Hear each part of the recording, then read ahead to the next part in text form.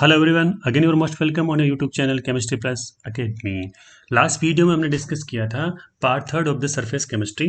वहाँ हमने कुछ टॉपिक डिस्कस किए थे, जैसे कि what is the catalyst and what is the catalysis process. उसके बाद हमने कैटालिसिस प्रोसेस के कुछ टाइप डिस्कस किए थे। वहाँ हमने दो इंपॉर्टेंट टाइप्स को डिस्कस किया था, जैसे कि homogeneous catalysis and heterogeneous catalysis. यहाँ हमने दोनों टाइप के जो कैटालिसिस प्रोसेस को डिफाइन करके उसको मैकेनिज्म को स्टडी किया था। आई होप वो आपको वीडियो पसंद आया होगा, अच्छे से आपने उसको समझा होगा, अच्छे से आपने इस वीडियो को देख लिया होगा। आज जो हम पढ़ने जा रहे हैं वहाँ कुछ टॉपिक इस टाइप से हैं। First topic will be the important features of the catalyst, कि कैटलिस्ट जो होता है उसकी इंपॉर्टेंट फीचर्स क्या होती है, क्या क्या इसकी प्रॉपर्टीज होती है, किस टाइप से रिएक्शन को कैटलाइज करता है और किस टाइप से एक्टिविटी को शो करता है। उसके बाद हम पढ़ेंगे शेप्ड सेलेक्टिव कैटालिसिस। यहाँ पे देखिएगा कुछ कैटलिस्ट इस टाइप के होते हैं जिनकी कैटालिटिक एक्टिविटी जो होगी वो डिपेंड करती है कि कैटलिस्ट की साइज कैसी है, इसकी पोरस स्ट्रक्चर कैसी है, इसकी शेप कैसी है, उस पर डिपेंड करता है। तो वो प्रोसेस आएगा शेप सेलेक्टिव कैटालिसिस। इसके बाद हम डिस्कस करेंगे एंजाइम कैटालिसिस। आपको पता है एंजाइम्स क्या होते हैं? एंजाइम्स आर द बायोकैटलिस्ट, जो क्या होते हैं, किसी भी ऑर्गेनिज्म में डिफरेंट टाइप की जो रिएक्शन को एक्टिवेट करते हैं, उसको कैटलाइज करते हैं, उसको हम डिस्कस करेंगे डिटेल में। Okay, let me start now. Important features of the solid catalyst. यहाँ बात कर रहे हैं सॉलिड, ध्यान दीजिएगा। हमने पढ़ा था हेट्रोजेनस कैटलिस्ट। वहाँ हमने क्या डिस्कस किया था कि इस टाइप की जो कैटलिसिस प्रोसेस में जो कैटलिस्ट की जो फिजिकल स्टेट होगी वो क्या होती है, सॉलिड होती है। इसके बाद जो रिएक्टेंट मॉलिक्यूल जो इसकी सरफेस पर एडजॉर्ब हो रहे थे वो कैसे होते हैं, लिक्विड या गैसेस फॉर्म में होते हैं, जो हमने डिस्कस किया था डिटेल में। इसका मैकेनिज्म हमने डिस्कस किया था लास्ट क्लास में। ओके, अब देखिए यहाँ हम उसी सॉलिड कैटलिस्ट की प्रॉपर्टी को हम डिस्कस करने वाले हैं जहां हमने हेट्रोजेनस कैटलिस्ट में पढ़ा था। अब देखिए सबसे पहली जो प्रॉपर्टी इसकी होती है एक्टिविटी। एक्टिविटी का मीन्स क्या होता है कि इसकी क्या कैपेसिटी है केमिकल रिएक्शन की रेट को इंक्रीज करने का। It means it's capacity to increase the speed of chemical reaction. Okay, अब देखिए जब भी सॉलिड कैटलिस्ट पर रिएक्टेंट के मॉलिक्यूल अगर एडजॉर्ब हो रहे थे तो यहाँ दोनों में क्या होता है, केमिसॉर्प्शन होता है। केमिसॉर्प्शन का मीन्स क्या हुआ, एडजॉर्बेंट एडजॉर्बेट। इन दोनों मॉलिक्यूल के बीच में केमिकल बॉन्डिंग का फॉर्मेशन हो गया था। ओके, क्लियर है? यहाँ तक हमने डिस्कस किया था डिफरेंट टाइप के एडजॉर्प्शन प्रोसेस में। फिजिकल भी लिया था हमने, केमिकल एडजॉर्प्शन भी हमने लिया था। अब देखिए जितना ज़्यादा केमिसॉर्प्शन होगा, केमिसॉर्प्शन का मीन्स क्या हुआ, एडजॉर्बेंट की सरफेस पर एडजॉर्बर के मॉलिक्यूल जितना ज़्यादा स्ट्रॉन्ग केमिकल बॉन्ड बनाएंगे उतना ही इसकी एक्टिविटी क्या होगी, ज़्यादा होगी। केमिकल रिएक्शन का रेट भी क्या होगा, इंक्रीज होगा। लेकिन देखिएगा एडजॉर्प्शन तो हो रहा है लेकिन इतना भी स्ट्रॉन्ग ना होना चाहिए कि जो प्रोडक्ट बनने के बाद में वहाँ से मॉलिक्यूल का डिजॉर्प्शन ना हो। जिससे क्या होगा, यदि डिजॉर्प्शन नहीं हुआ वही वो मॉलिक्यूल उस एडजॉर्बेंट की सरफेस पर जाके एडजॉर्ब रहे तो अदर जो रिएक्टेंट मॉलिक्यूल होंगे उनको स्पेस नहीं मिलेगा रिएक्शन करने के लिए। देखिए कैसे, देखिए जैसे कि ये क्या है, सॉलिड कैटलिस्ट की सरफेस है, यहाँ पर मॉलिक्यूल्स आकर एडजॉर्ब हो रहे हैं, क्लियर है। और इनमें क्या हो गया, केमिसॉर्प्शन हो गया। और केमिसॉर्प्शन क्या होता है ये सब आपको पता है। ओके, इसके बाद देखिएगा यहाँ हम कह रहे हैं कि अदर मॉलिक्यूल यहाँ पे भी तो है, ये रिएक्टेंट मॉलिक्यूल भी वेट कर रहे हैं रिएक्शन करने के लिए। अब यहाँ पर इनके दोनों के बीच, किसके बीच, एडजॉर्बेट और एडजॉर्बेंट के बीच रिएक्शन हो गया, केमिकल बॉन्ड बन गया। इसके बाद रिएक्टेंट मॉलिक्यूल ने रिएक्शन किया, प्रोडक्ट भी फॉर्मेशन हो गया। लेकिन यदि ये मॉलिक्यूल यहाँ से बाहर ना निकले, इसका डिजॉर्प्शन नहीं हुआ तो क्या होगा, इन मॉलिक्यूल को यहाँ आने के लिए स्पेस अवेलेबल नहीं होगा। जब यहाँ पे इसको स्पेस अवेलेबल नहीं होगा तो ये मॉलिक्यूल रिएक्शन नहीं कर पाएंगे। इस कंडीशन में क्या होगा, सारे के सारे रिएक्टेंट मॉलिक्यूल प्रोडक्ट में कन्वर्ट नहीं हो पाएंगे। इसका मतलब ज़्यादा स्ट्रॉन्ग बॉन्ड नहीं बनना चाहिए। इसका मतलब एड्जॉर्प्शन इतना ज़्यादा स्ट्रॉन्ग भी नहीं होना चाहिए, एक लिमिटेड रेंज तक ही होना चाहिए। ओके, ये तो एक्टिविटी मीन्स आप समझ चुके हैं। एक्टिविटी का मीन्स है कि capacity to increase the speed of chemical reaction. Okay, now we will discuss about the selectivity. Selectivity का मीन्स क्या होता है, it's ability to direct a reaction to form a particular product.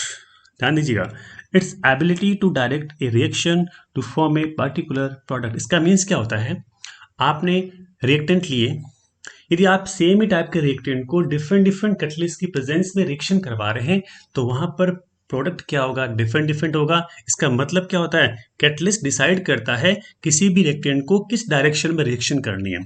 इसका मतलब देखिएगा ये होता है, सपोज कि यहाँ पर आपने A प्लस बी ये रिएक्टेंट लिया। हम यहाँ पे 3 कंडीशन ले रहे हैं। देखिए कंडीशन ये है, यहाँ पर आपने कैटलिस्ट तो लिया, कैटलिस्ट लिया X1, ये कैटलिस्ट क्या है X2, ये कैटलिस्ट क्या है X3। तीनों की तीनों क्या है, डिफरेंट डिफरेंट कैटलिस्ट है। ओके, रिएक्टेंट यहाँ पे क्या लिया आपने, A और B लिया, तीनों कैटलिस्ट डिफरेंट डिफरेंट है और तीनों डिफरेंट डिफरेंट कैटलिस्ट के साथ आपने रिएक्टेंट क्या लिया है, सेम लिया है। These are the reactants. लेकिन जब आप इस रिएक्शन के प्रोडक्ट देखोगे ना, तो प्रोडक्ट यहाँ पर क्या होगा, अलग मिलेंगे। जैसे मान लो यहाँ पे मिल गया C, यहाँ क्या मिल गया D, यहाँ पे क्या मिल गया E हो गया। इसका मतलब क्या हुआ कि एक पर्टिकुलर कैटलिस्ट जो है ना, इस पर्टिकुलर रिएक्टेंट के साथ जब रिएक्शन करता है तो इसमें एक पर्टिकुलर प्रोडक्ट का ही फॉर्मेशन होता है। ऐसा नहीं कि आपने रिएक्टेंट सेम लिए और कुछ किसी भी आप कैटलिस्ट को यूज कर लो, प्रोडक्ट कभी भी सेम नहीं होंगे, डिफरेंट डिफरेंट होंगे। इसका मतलब क्या हुआ, कैटलिस्ट में एबिलिटी होती है किसी भी रिएक्शन को एक पर्टिकुलर प्रोडक्ट फॉर्म करने के लिए डायरेक्ट करने की। आई थिंक समझ गए हो कि what is the means of activity, what is the means of selectivity. Activity means capacity to increase the speed of chemical reaction. जितना ज्यादा कैटलिस्ट एक्टिव होगा उतना रेट ऑफ केमिकल रिएक्शन भी क्या होगा, ज्यादा होगा। सेलेक्टिविटी का मीन्स क्या हुआ, ability to direct reaction to form a particular product. कि जितना आपने कैटलिस्ट को डिफरेंट डिफरेंट वैरायटी में लिया लेकिन रिएक्टेंट आपने सेम लिए हैं, तो प्रोडक्ट भी क्या होगा, डिफरेंट डिफरेंट होगा। इसका मीन्स जब रिएक्शन हो रही है वो डिफरेंट डिफरेंट पाथ से डिफरेंट डिफरेंट डायरेक्शन में कंप्लीट होगी। क्लियर है। नाउ अब देखिए हम सेलेक्टिविटी के कुछ एग्जांपल डिस्कस कर रहे हैं। यहाँ हम क्या लिया, देखो रिएक्टेंट लिया है CO, CO मीन्स क्या है, कार्बन मोनोक्साइड। एक हम ले रहे हैं H2, H2 क्या है, हाइड्रोजन गैसेस। ओके, कॉपर यहाँ पे कैटलिस्ट है सॉलिड फॉर्म में, ठीक है, कॉपर सॉलिड फॉर्म में कैटलिस्ट यूज कर रहे हैं। आपको पता है कॉपर क्या है, ट्रांजिशनल मेटल एलिमेंट। ओके, अब देखिए यहाँ पे जब कॉपर लेते हैं तो यहाँ बनता है फॉर्मेल्डिहाइड। जब आप रिएक्टेंट तो सेम रखा लेकिन आपने क्या किया, जिंक ऑक्साइड और क्रोमेट ले लिया। क्या समझ रहे हो, जिंक ऑक्साइड आपने क्या ले लिया, क्रोमेट ले लिया, इसका मिक्सचर आपने यूज किया तो यहाँ पर क्या बनता है, मिथेनॉल। क्या बनता है, मिथेनॉल बनता है। अब आपने क्या किया है, निकल या कैटलिस्ट के फॉर्म में, ये भी क्या है, सॉलिड है, यहाँ पर क्या है, गैसेस फॉर्म में, तब यहाँ क्या बनता है, मीथेन और वाटर बनता है। इसका मतलब क्या हुआ, कैटलिस्ट आपने डिफरेंट डिफरेंट यूज किया है लेकिन आपने यहाँ पर रिएक्टेंट क्या लिए, सेम लिए हैं। तो इस केस में क्या होता है कि डिफरेंट डिफरेंट टाइप के क्या होते हैं, प्रोडक्ट का फॉर्मेशन होता है। क्या होता है, डिफरेंट डिफरेंट टाइप के प्रोडक्ट का फॉर्मेशन होता है। आप देख सकते हैं एग्जाम्पल को, it's a very very important example, exam में ये लिख के जरूर आना है। अब देखिए यहाँ पर हम क्या कर रहे हैं, एसिटिलीन यूज कर रहे हैं, H2 के साथ रिएक्शन कर रहा है। इट मीन्स कौन सी प्रोसेस हो रही है, हाइड्रोजिनेशन। आपको पता है जब भी डबल बॉन्ड वाले मॉलिक्यूल्स पर H2 के अटैक होता है, H2 के साथ रिएक्शन होती है तो हाइड्रोजनेशन प्रोसेस होगा। तो यहाँ हम यूज कर रहे हैं दो डिफरेंट डिफरेंट टाइप की कैटलिस्ट। एक बार आपने यूज किया प्लैटिनम, इस केस में क्या होता है, इथेन का फॉर्मेशन होता है। आपको पता है this is the ethane molecule. अब आपने क्या किया यहाँ पर, लिंडलार कैटलिस्ट। इसका मीन्स क्या होता है, जब आप PdBSO4, ये क्या होता है, पैलेडियम BSO4 के साथ में आपने क्या लिया, क्विनोलिन मिक्स किया है। यहाँ पे क्या बनेगा, एल्कीन। एल्कीन मीन्स दिस नया मीन्स इथीन, यहाँ पर क्या बन गया, इथीन बन गया। अब देखिए इन दोनों प्रोसेस में रिएक्टेंट सेम है, कैटलिस्ट यहाँ पर क्या है, डिफरेंट डिफरेंट है। तो एक बार तो बन रहा है इथेन, एक बार बन रहा है इथीन। ऐसा इसलिए हुआ, देखिए यहाँ पर जो क्विनोलिन है ना, क्विनोलिन ये क्या करेगा, इस रिएक्शन को डिफरेंट पाथ से लेके जाएगा। क्विनोलिन यहाँ पर काम करता है पॉइजन की तरह। हमने फर्स्ट जो क्लास थी, जो हमने कैटलिस्ट यूज किया था ना, कि डिफरेंट डिफरेंट टाइप के कैटलिस्ट डिस्कस किए थे, कि पॉजिटिव कैटलिस्ट, नेगेटिव कैटलिस्ट, उसके बाद में प्रोमोटर्स, एक होते हैं पॉइजन्स होते हैं। तो क्विनोलिन क्या होता है, पॉइजन होता है जो इस रिएक्शन को या इस कैटलिटिक एक्टिविटी को डिक्रीज करता है। इससे क्या होता है, कैटलिस्ट की जो एक्टिविटी कम हो जाती है और ये आगे फर्दर रिएक्शन नहीं कर पाता है। इसलिए यहाँ पर क्या होगा, इथीन तक रिएक्शन कम हो गई, इसमें आगे रिएक्शन नहीं होती। इसका मीन्स आगे H2 के साथ रिएक्शन नहीं होकर हाइड्रोजनेशन यहाँ पर नहीं होता है। ये था एग्जांपल सिलेक्टिविटी का। आई थिंक क्लियर है। नाउ नेक्स्ट टॉपिक आपका है शेप सेलेक्टिव कैटालिसिस। ये वेरी वेरी इंपॉर्टेंट टॉपिक है, बहुत ही इजी टॉपिक है। देखिए कुछ कैटलिस्ट ऐसे होंगे वहाँ पर क्या होता है, जैसे सपोज ये कैटलिस्ट है, इसका शेप कैसा है, इसका साइज कैसा है, साथ में इसकी पोरस स्ट्रक्चर कैसी है, ठीक है, कि पोर का साइज कैसा है, और साथ में जो रिएक्टेंट मॉलिक्यूल इस पर एडजॉर्ब हो रहा है उस रिएक्टेंट मॉलिक्यूल का साइज कैसा है, पूरी की पूरी रिएक्शन इन सब पर डिपेंड करती है ना। तो इस टाइप के जो कैटलिस्ट होते हैं वो होते हैं शेप सेलेक्टिव कैटलिस्ट। इस प्रोसेस का नाम क्या होता है, शेप सेलेक्टिव कैटालिसिस होगा।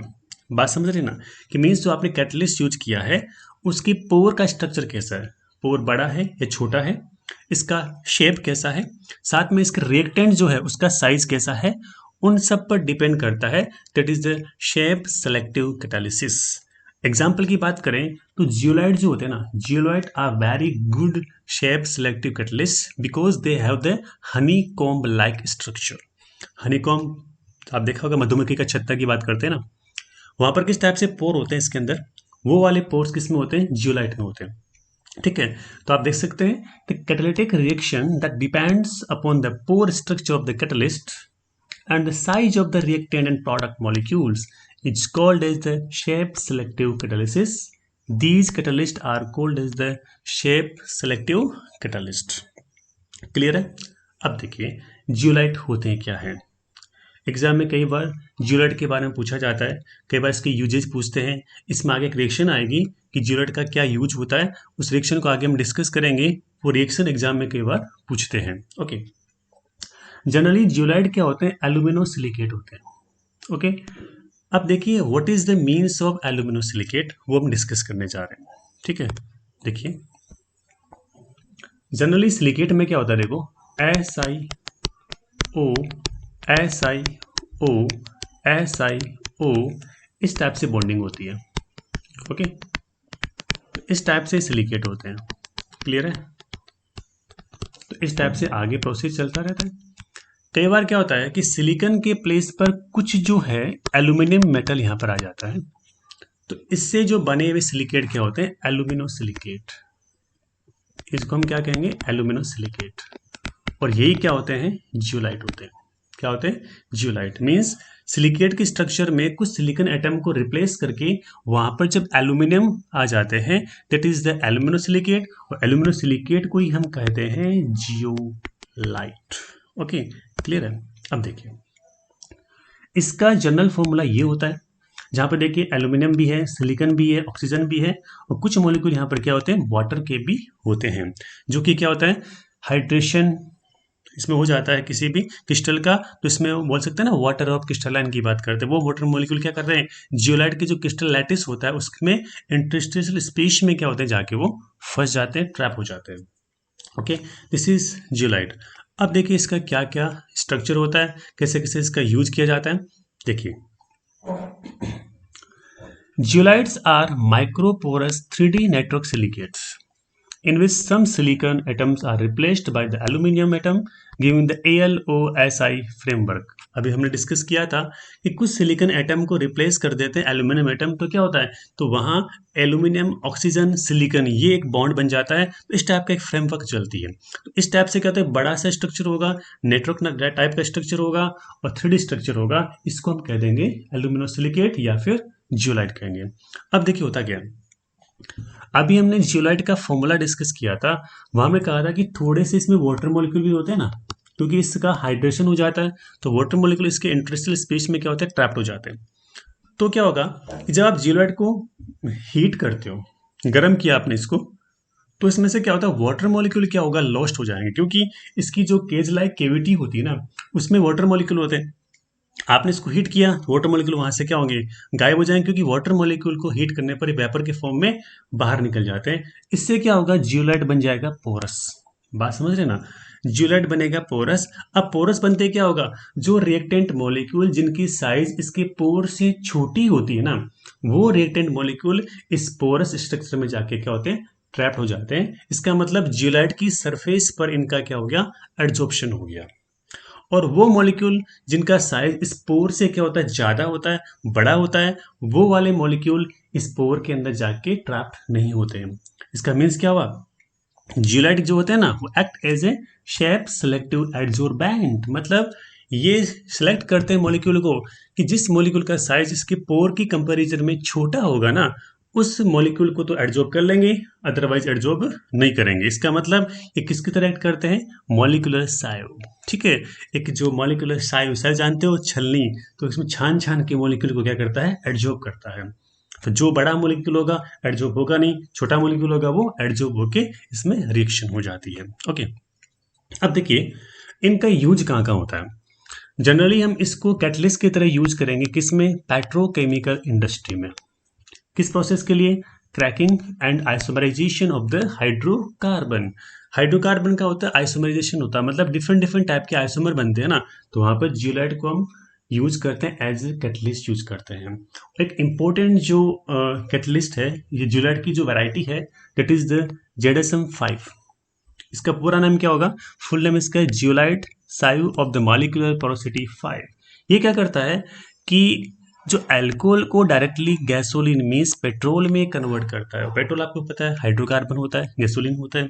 ठीक है, तो ये रिएक्शन कई बार एग्जाम पूछते हैं कि ZSM-5 का यूज क्या है। इसका यूज क्या है कि अल्कोहल को डायरेक्टली हाइड्रोकार्बन या इसको हम कह सकते हैं गैसोलीन या फिर पेट्रोल में कन्वर्ट करता है। ZSM-5 फुल नेम क्या है इसका, zeolite sieve of the molecular porosity 5। ये 5 इसका क्या नंबर है पोर का। पोर साइज डिफरेंट डिफरेंट होते हैं, इसका एक मेजरमेंट दिया गया है। पोर साइज 1 से लेकर 1 2 3 4 5 6 टाइप से, तो डिपेंड करता है कि पोर का साइज कैसा, छोटा या फिर क्या बड़ा है। ओके, अब देखिए हाइड्रेटेड जियोलाइट मीन्स ऐसी जियोलाइट जिसमें वाटर मॉलिक्यूल हो ना, उसका यूज हम क्या करते हैं, आयन एक्सचेंजर के फॉर्म में। और आयन एक्सचेंजर कहाँ काम आते हैं, आपको पता होगा, softening of the hard water. Hard water, soft water, दो टाइप का वाटर होता है। और आपको पता है हार्ड वाटर क्या होता है, ऐसा वाटर जहाँ पर कैल्शियम के, मैग्नीशियम के क्या होते हैं, क्लोराइड, और क्या होते हैं बाइकार्बोनेट आयन जो होते हैं ना, वो क्या होता है हार्ड वाटर होता है।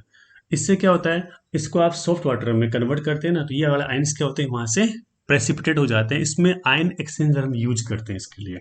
तो इससे आयन का एक्सचेंज होगा, हार्ड वाटर क्या होगा, सॉफ्ट वाटर में कन्वर्ट हो जाता है। तो वहां हम यूज किसको करते हैं, हाइड्रेटेड जियोलाइट को यूज करते हैं। आई थिंक क्लियर है। तो ये था आपकी जियोलाइट के बारे में, आई थिंक क्लियर हो गया, समझ में आ गया होगा आपको। मेन इसमें क्या है, ZSM-5 के बारे में पूछते हैं और साथ में इसका डेफिनेशन पूछते हैं कि डेफिनेशन क्या होता है। और आपको पता चल गया आप कि जियोलाइट होते क्या है, कि यहाँ पर ऐसे कैटलिस्ट जिनकी जो कैटलिटिक एक्टिविटी डिपेंड किस पे करती है, पोरस स्ट्रक्चर कैसी है, पोर का साइज कैसा है, साथ में जो रिएक्टेंट मॉलिक्यूल है उसका साइज कैसा है, इसका शेप कैसा है, उस पर डिपेंड करेगा। ओके, क्लियर है, आगे चलते हैं। नेक्स्ट जो हम लेंगे that is the enzyme catalysis. देखिए हमने कैटलिस्ट के बारे में डिस्कस किया। कैटलिस्ट क्या है कि जो रेट ऑफ केमिकल रिएक्शन को चेंज करते हैं, बढ़ाते हैं। इसकी प्रेजेंस में क्या होती है, एक्टिवेशन एनर्जी का वैल्यू जो क्या होता है कम हो जाता है, लो हो जाता है। इससे मॉलिक्यूल क्या होते हैं जल्दी एक्टिवेट होते हैं और रेट ऑफ रिएक्शन इंक्रीज हो जाता है। इसी टाइप से जो एंजाइम होते हैं वो होते हैं बायोकैटलिस्ट। बायोकैटलिस्ट का मीन्स क्या होगा, ऐसे सब्सटेंस जो किसी भी बॉडी में, किसी भी ऑर्गेनिज्म में जो बायोलॉजिकल एक्टिविटीज होती है, बायोलॉजिकल रिएक्शन होती है, उसको कैटलाइज करते हैं। तो उसको कैटलाइज करने वाले जो सब्सटेंस होते हैं या कैटलिस्ट होते हैं वो क्या होते हैं, एंजाइम्स होते हैं। देखिए जनरली एंजाइम जो बनते हैं किससे, प्रोटीन से बनते हैं। जनरली प्रोटीन दो टाइप से होती है। देखिए प्रोटीन जो है ना वो जनरली दो टाइप की होती है। एक आपका होता है फाइब्रस, एक प्रोटीन जो होता है वो होता है ग्लोबुलर। ठीक है, दो टाइप का होता है। जो ग्लोबुलर प्रोटीन होती है उससे ही क्या बनते हैं, एंजाइम्स बनते हैं, जिसमें कि वेरी वेरी कॉम्प्लेक्स स्ट्रक्चर होती है और कोइल्ड स्ट्रक्चर होती है, कंप्लीटली कोइल्ड, एक के बाद एक के बाद एक के बाद। ओके, इनका मॉलिक्यूलर मास बहुत ही क्या होता है, हाई होता है।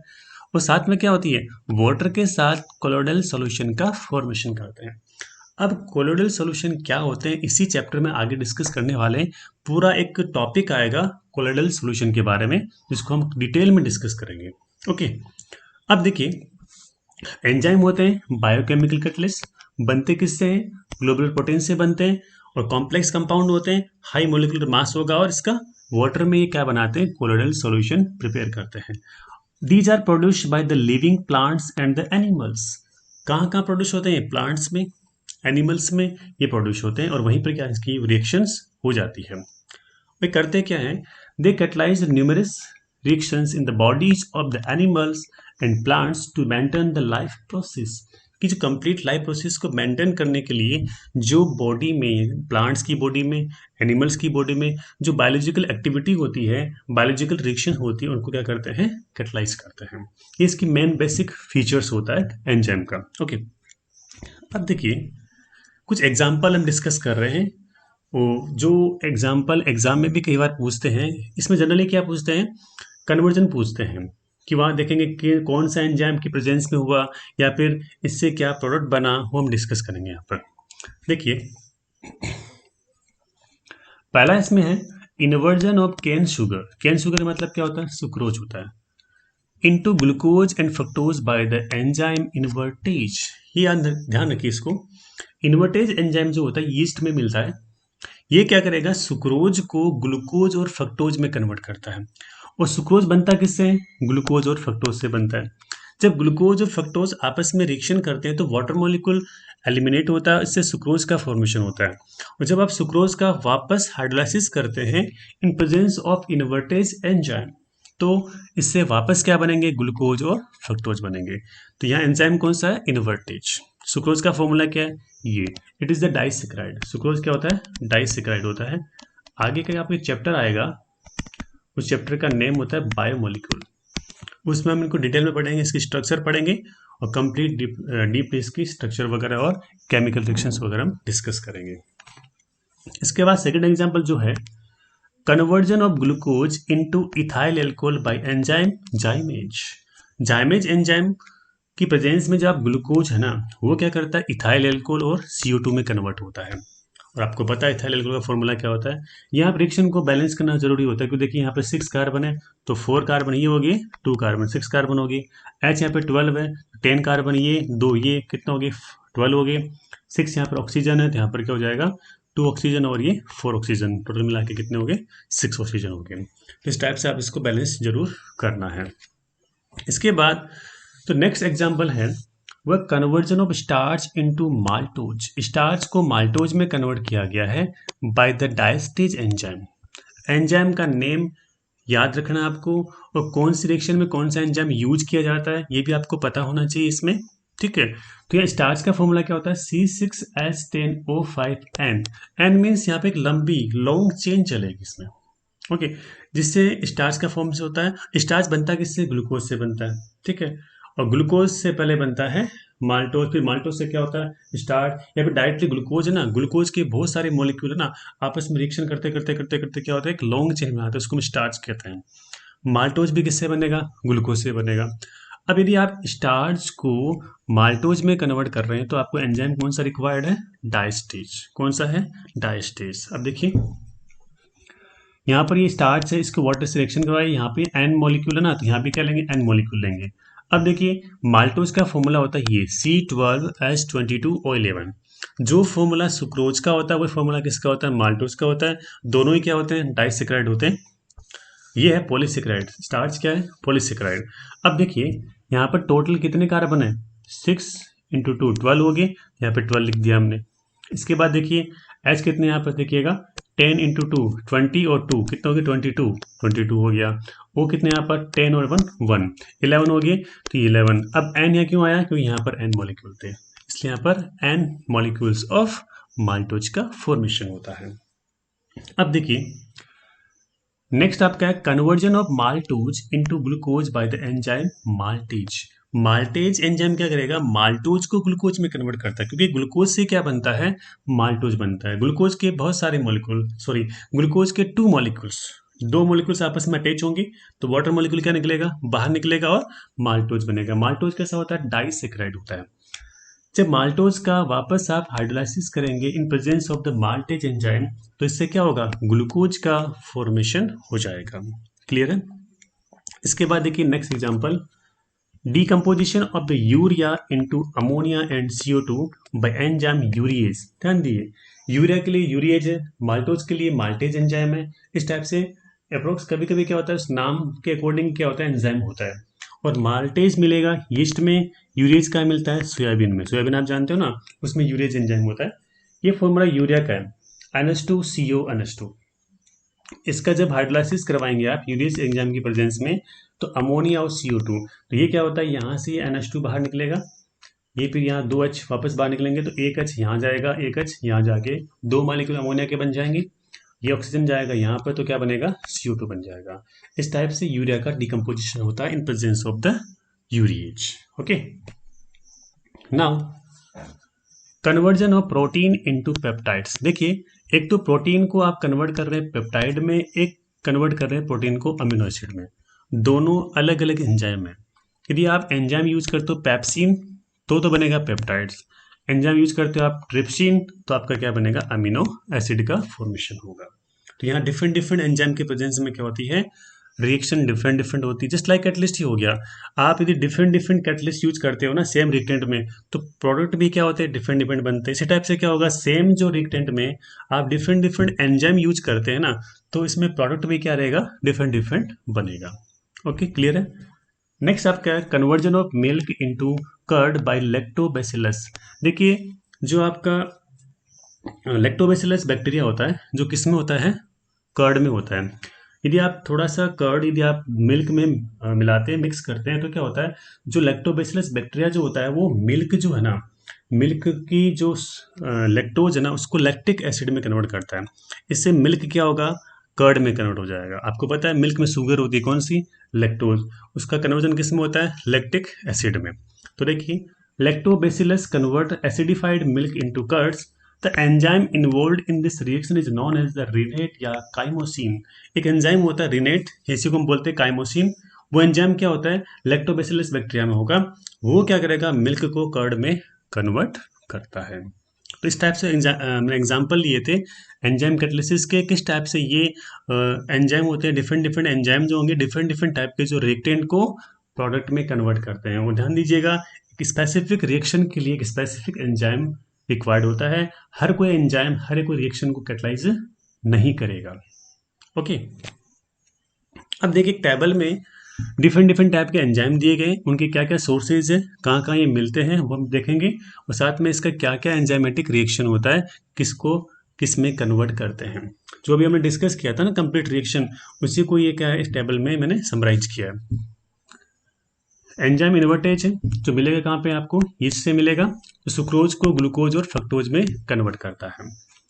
एंजाइम कौन सा है, जाइमेज है, कहाँ मिलेगा, यीस्ट में मिलेगा, जो ग्लूकोज को इथाइल एल्कोहल और कार्बन डाइऑक्साइड में कन्वर्ट करेगा। नेक्स्ट एंजाइम कौन सा है, डाइस्टेज एंजाइम है, जो माल्ट माल्ट जानते हो ना, उसमें मिलेगा, और ये स्टार्च को माल्टोज में कन्वर्ट करेगा। माल्टेज एंजाइम जो है वो भी यीस्ट में मिलेगा, जो माल्टोज को ग्लूकोज में कन्वर्ट करेगा। यूरिएज मिलता है सोयाबीन में, जो यूरिया को अमोनिया और कार्बन डाइऑक्साइड में कन्वर्ट करेगा। पेप्सिन और ट्रिप्सिन दोनों किस पे एक्ट करते हैं, प्रोटीन पर। पेप्सिन तो क्या करता है, प्रोटीन को पेप्टाइड्स में कन्वर्ट करता है। ट्रिप्सिन जो होता है प्रोटीन को अमीनो एसिड में कन्वर्ट करता है। पेप्सिन कहाँ मिलेगा, स्टोमक में, ट्रिप्सिन मिलता है इंटेस्टिन में।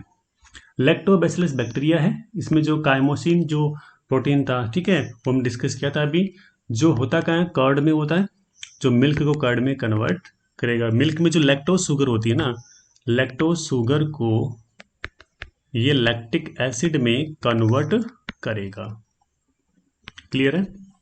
इस टाइप से हम डिफरेंट डिफरेंट एंजाइम का यूज देखा है, कौन कौन सा एंजाइम कहाँ मिलेगा, क्या क्या इसका सोर्सेज है, और कौन कौन से एंजाइमेटिक रिएक्शन को ये कंप्लीट करते हैं। आई थिंक क्लियर है। तो ये जो टेबल को आप ढंग से देखिएगा, इसमें से क्वेश्चन एग्जाम में मिलेंगे। जनरली यहाँ पूछते हैं कि कोई आपको रिएक्शन दे देगा, जैसे सुक्रोज का ग्लूकोज फ्रक्टोज में कन्वर्जन हुआ, तो कौन सा एंजाइम यहाँ यूज किया, ठीक है, तो वो आप देख सकते हैं इस टाइप से। अब हम डिस्कस करने वाले हैं characteristic of the enzyme catalysis, कि क्या क्या इनकी प्रॉपर्टी होती है एंजाइम की, वो हम डिस्कस करने जा रहे हैं। जो हमने अभी थोड़ी देर पहले कैटलिस्ट में डिस्कस किया था ना, एक्टिविटी और सिलेक्टिविटी, उस टाइप से हम यहाँ डिस्कस करेंगे। पहला है हाईली एफिशिएंट। हाईली एफिशिएंट का मतलब होता है इसकी एफिशिएंसी बहुत ज़्यादा होती है। मतलब यदि आपने एंजाइम को किसी रिएक्शन में मिक्स कर दिया ना, तो ये रेट ऑफ रिएक्शन को इतना ज़्यादा बढ़ाते हैं कि पहले की कंपेरिजन में बहुत फास्ट रिएक्शन हो जाती है। Means they speed up the rate of reaction by the factor of 10 की पावर 20, मतलब इतना गुना रिएक्शन को ज़्यादा बढ़ा देते हैं। इट मीन्स इनकी एफिशिएंसी बहुत ज़्यादा होती है। ठीक है, स्मॉल अमाउंट है ना एक बहुत लार्ज चेंज कर देती है किसी भी रिएक्शन के अंदर। दूसरा है हाईली स्पेसिफिकनेस। स्पेसिफिक का मतलब क्या होता है कि एक पर्टिकुलर एंजाइम जो होगा एक पर्टिकुलर टाइप की जो केमिकल रिएक्शन को ही कैटलाइज करते हैं। ऐसा नहीं कि कोई भी एंजाइम आपने कोई भी रिएक्शन में ऐड कर लिया और वो रिएक्शन हो जाएगी, ऐसा कभी नहीं होता है। एक पर्टिकुलर सबस्ट्रेट के लिए पर्टिकुलर टाइप का एंजाइम ही क्या करेगा, एक्टिव होगा, वही उस रिएक्शन को कैटलाइज करेगा। जैसे हम एग्जाम्पल की बात करें यूरिया।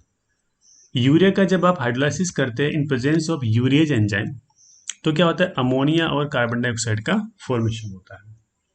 यदि आपने एन मिथाइल यूरिया ले लिया, देखिए आपने क्या किया, यहाँ पर एक एच को रिमूव करके मिथाइल ग्रुप लगा दिया ना, तो यहाँ पर मिथाइल ग्रुप अटैच हो गया, तो ये बनेगा एन मिथाइल यूरिया। इसका जब हाइड्रोलाइसिस करते हैं यूरेज एंजाइम की प्रेजेंस में तो यहाँ पर कोई एक्शन नहीं होता। इसका मतलब यूरिएज जो एंजाइम है ओनली यूरिया पर ही एक्ट करेगा, अदर कंपाउंड पर एक्ट नहीं करेगा। इसका मतलब ये स्पेसिफिक नेचर में होते हैं। क्लियर है। इसके बाद देखिए अभी जो हमने सुक्रोज का एग्जांपल लिया था, सुक्रोज को ग्लूकोज एंड फ्रक्टोज में कन्वर्ट कौन करता है, इन्वर्टेज करता है। माल्टोज को माल्टेज एंजाइम कन्वर्ट किस में करता है, ग्लूकोज में करता है। ये भी हमने डिस्कस किए थे थोड़ी देर पहले। क्लियर है ना।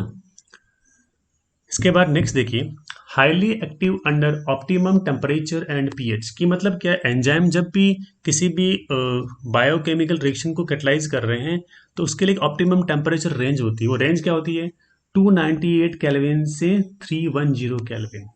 अप्रोक्स क्या होता है, हम बात करते हैं ना कि 25 से लेकर 35 डिग्री सेंटीग्रेड टेम्परेचर पर क्या होता है, ये अच्छे से रिएक्शन करते हैं।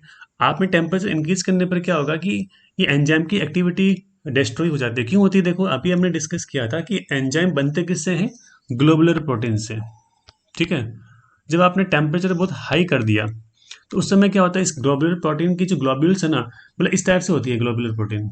ठीक है, जैसे आपने टेम्परेचर बढ़ाया, इंक्रीज किया, तो इसके ग्लोब्यूल्स खुल जाते हैं, ओपन हो जाते हैं, तो इस टाइप से फाइब्रस बन जाती है।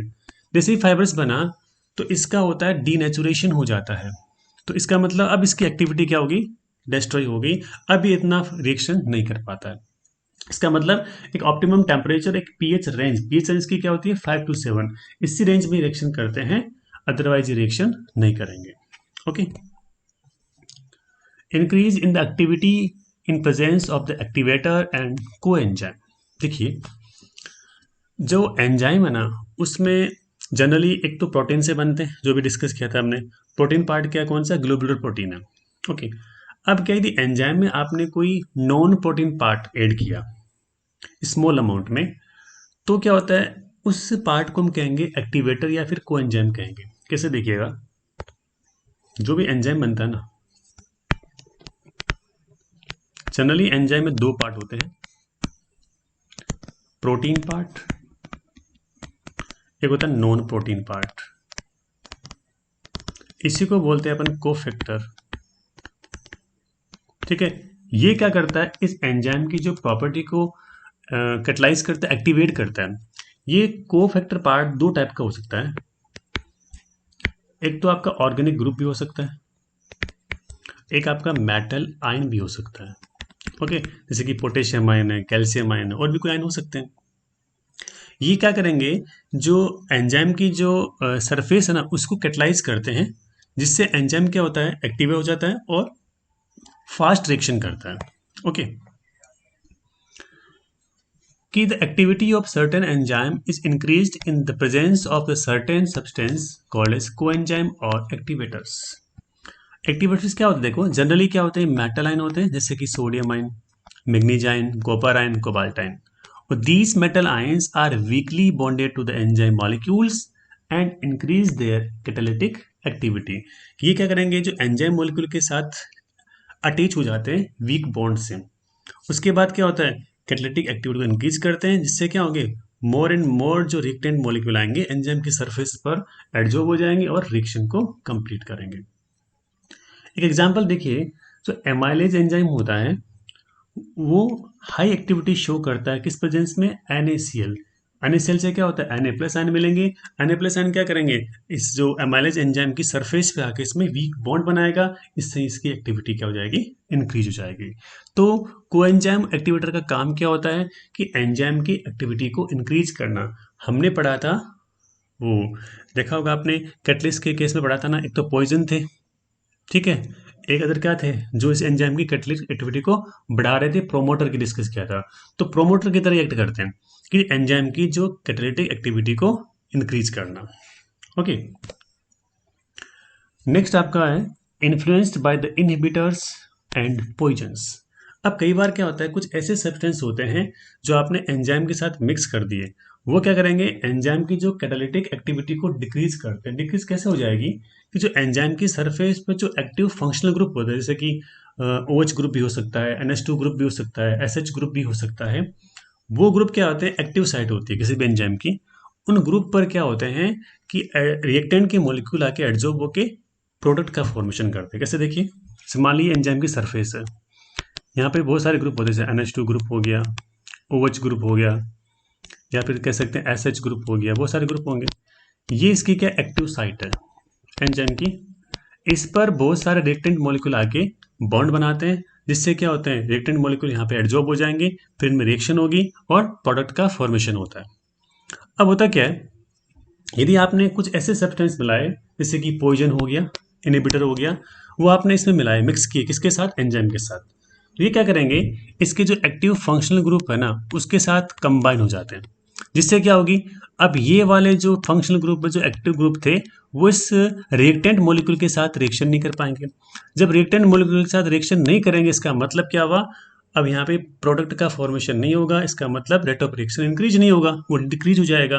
तो यहाँ क्या होती है, कैटालिटिक एक्टिविटी क्या होती है, एंजाइम की डिस्ट्रॉय हो जाती है, डिक्रीज हो जाती है। जिस टाइप से हमने कैटलिस्ट में लिया था पॉइजन, जैसे कि कार्बन मोनोऑक्साइड है, आर्सेनिक है, क्यूनोलिन होते हैं, वो यदि आप कैटलिस्ट के साथ मिक्स करते हैं तो क्या होता है, कैटलिस्ट की जो एक्टिविटी कम हो जाती है। उसी प्रकार से क्या होता है, पॉइजन या इनहिबिटर को जब आप यूज करते हैं एंजाइम के साथ में, तो इन एंजाइम की जो एक्टिविटी डिक्रीज हो जाती है। क्लियर है। Now mechanism of enzyme catalysis. Generally क्या होता है, जो इसका एक मैकेनिज्म दिया गया है उसको हम कहेंगे लॉक एंड की मैकेनिज्म। अभी हमने डिस्कस किया था कि एंजाइम जो है हाईली स्पेसिफिक होते हैं।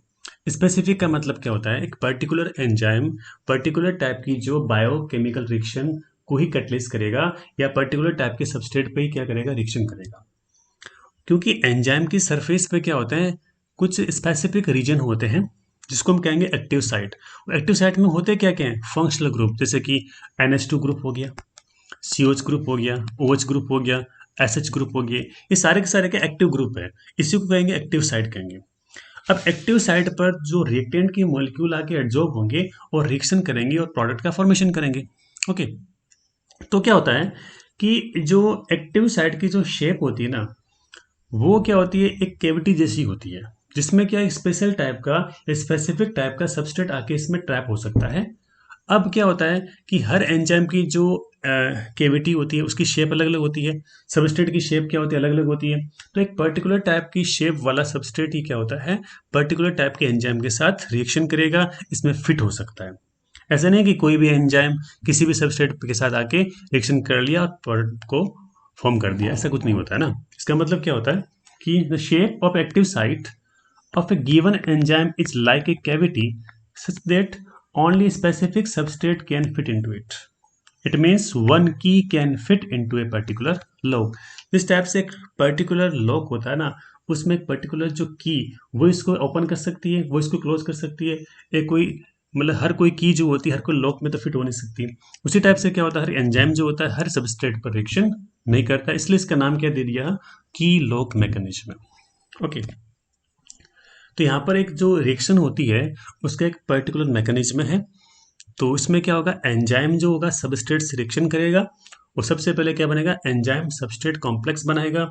उसके बाद क्या होगा, एंजाइम सबस्ट्रेट कॉम्प्लेक्स से क्या बनता है, एंजाइम प्रोडक्ट कॉम्प्लेक्स बनेगा। फिर इसके बाद एंजाइम अलग और प्रोडक्ट डिफरेंट हो जाते हैं। कैसे देखिएगा, जनरली यहाँ पे 2 स्टेप होती है। सबसे पहला स्टेप कैसा होता है, formation of an enzyme substrate complex, इसी को हम कहेंगे एक्टिवेटेड कॉम्प्लेक्स। कैसे देखिए, एंजाइम है, सबस्ट्रेट है, आपस में रिएक्शन किया, इससे बना एंजाइम सबस्ट्रेट कॉम्प्लेक्स। दोनों के बीच क्या हो गया, एक बॉन्ड बन गया। बॉन्ड कैसे बना है, जो एंजाइम की सरफेस पर एक्टिव साइड थे उस पर फंक्शनल ग्रुप थे, फंक्शनल ग्रुप ने इस सबस्ट्रेट के साथ बॉन्ड बनाया। सेकेंड स्टेप क्या होती है, decomposition of activated complex into the product. कैसे देखिए, जो एंजाइम सबस्ट्रेट कॉम्प्लेक्स बना रिएक्शन से, वो पहले क्या होगा, सबस्ट्रेट को प्रोडक्ट में कन्वर्ट करेगी, क्योंकि अब क्या होगा, सबस्ट्रेट की मॉलिक्यूल एंजाइम की सरफेस पर एडजॉर्ब होगी। अब वो सबस्ट्रेट के मॉलिक्यूल फर्दर आपस में रिएक्शन करेंगे, उससे क्या बनेगा, प्रोडक्ट बनेगा। तो एंजाइम प्रोडक्ट कॉम्प्लेक्स बन गया। इसके बाद क्या होगा, दोनों अलग, एंजाइम अलग, प्रोडक्ट अलग। जिस टाइप से कैटालिटिक प्रोसेस में कैटलिस्ट लास्ट में रिजनरेट होता है, उसी प्रकार से क्या होता है, एंजाइमेटिक रिएक्शन में एंजाइम लास्ट में क्या होता है, रिजनरेट हो जाता है, और प्रोडक्ट इसमें क्या हो जाएगा, अलग हो जाएगा। इस टाइप से इसकी क्या होती है, मैकेनिज्म होती है। इसको एक डायग्राम से समझते हैं। देखिए, ये आपका एंजाइम है, यहाँ पर क्या है, सबस्ट्रेट है। अब देखिए, इनका जो शेप इस टाइप से होगा कि एक पर्टिकुलर टाइप का जो एंजाइम है पर्टिकुलर टाइप के सबस्ट्रेट से रिएक्शन करता है, तभी तो इसमें आपस में फिट हो पाएंगे। ऐसा नहीं कि जैसे मान लीजिएगा ये एंजाइम की सरफेस है और ये किसकी हुई, सबस्ट्रेट की सरफेस हुई, तो यहाँ पर रिएक्शन नहीं होगी। इसका मतलब एक पर्टिकुलर टाइप का जो एंजाइम है एक पर्टिकुलर टाइप के सबस्ट्रेट में क्या होता है, रिएक्शन करेगा। तो यहाँ पर क्या होता है, ये इसमें आके फिट हो सकता है, तो यहाँ पर रिएक्शन हो सकती है। पहले क्या बनेगा, एंजाइम सबस्ट्रेट कॉम्प्लेक्स बनेगा। इसके बाद क्या हुआ, सबस्ट्रेट प्रोडक्ट में कन्वर्ट हुआ, और इसके बाद लास्ट में प्रोडक्ट अलग और एंजाइम अलग, एंजाइम रीजनरेट हो जाएगा। इस टाइप से होती है, मैकेनिज्म होती है। तो आज की क्लास में हमने डिस्कस किया था, सबसे पहले हमने लिया था important features of the catalyst. इसके बाद हमने डिस्कस किया था शेप सेलेक्टिव कैटलिसिस, और लास्ट टॉपिक हमारा था एंजाइम कैटलिसिस, जहां हमने देखा एंजाइम क्या होते हैं, कौन कौन से एग्जाम्पल जो थे रिएक्शन के वो हमने डिस्कस किए थे, साथ में एंजाइम की मैकेनिज्म को हमने डिस्कस किया है। ओके, तो ज़रूर देखते रहिएगा इस वीडियो को, और जिसने अभी तक लाइक सब्सक्राइब नहीं किया तो प्लीज़ इसको सब्सक्राइब कीजिएगा और बेल आइकन पर जरूर क्लिक कीजिएगा। देखते रहिए केमिस्ट्री प्लस एकेडमी और एंजॉय कीजिए केमिस्ट्री के साथ।